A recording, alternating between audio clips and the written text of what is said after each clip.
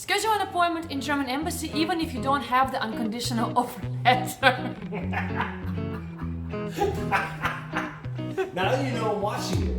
And what's beautiful, so there's a story. Okay, you know what? Afterwards, with your stories, I have to finish this. Alright. Hello everybody, welcome to my channel. My name is Jana Imis and I'm helping international students access German education. So I help you with the admissions to the German schools, universities, colleges. Feel free to contact me anytime if you have any questions, concerns, and leave the comments in the YouTube. Today, we will talk about the tips for you when you have already been accepted to the German school, so that you apply for visa risk-free and you have 100% visa success rate for the German study visa. Oh.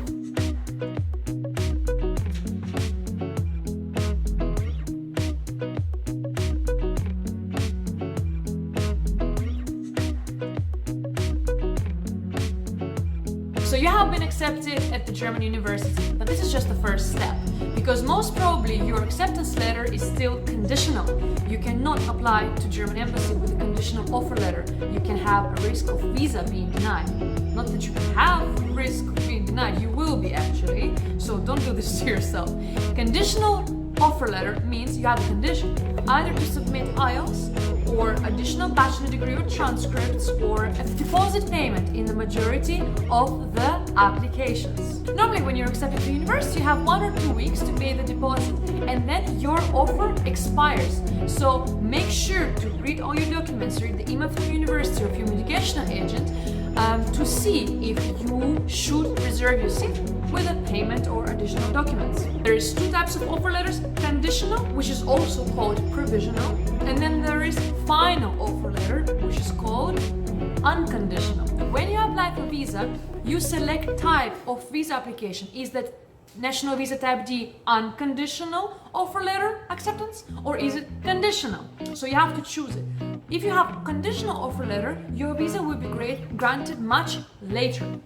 If you have an unconditional offer letter, you will be in priority treatment for the German embassy. So make sure to choose that. Even if you don't have an offer letter yet, you will.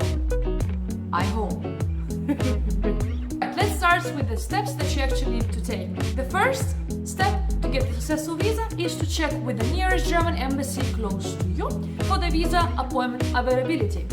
Attention, you can only apply in the German embassy next to where you live. As an example, if you're a citizen of Russia and you live in Canada, you have a right to apply in German embassy in Canada. If you're Indian who lives in France, you're allowed to apply in German embassy in France. So you make sure to check the German embassy closest to you.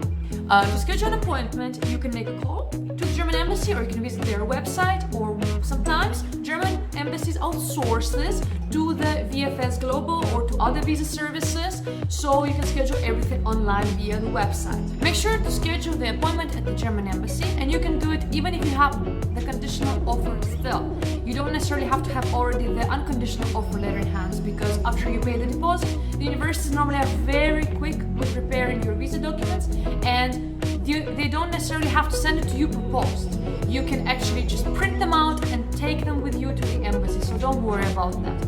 Worst case scenario is that you actually go to the German embassy, apply for the visa, and then come again to submit the missing documents which were awaited in the post, for example. Step number 2 is to apply for the blocked account unless you already have done that, or unless you already have an invitation from a relative or friend who lives in Germany. So there's a few alternatives to the blocked account, and take a look first if you can use one of them, because blocked account process is the longest. So if you have an invitation possibility or partial scholarship possibility, then use it. If not, go ahead for the blocked account. There is a list of banks that you can use. Make sure to open the account as soon as possible. The next step would be to transfer the funds to the blocked account.